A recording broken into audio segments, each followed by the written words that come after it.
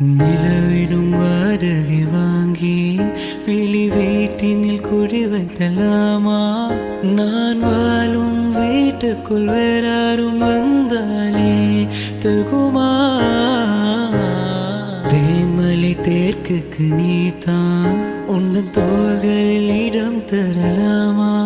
நான் சாயும் தோல் மேல் வேறாரும் சாய்ந்தாலே தகுமா?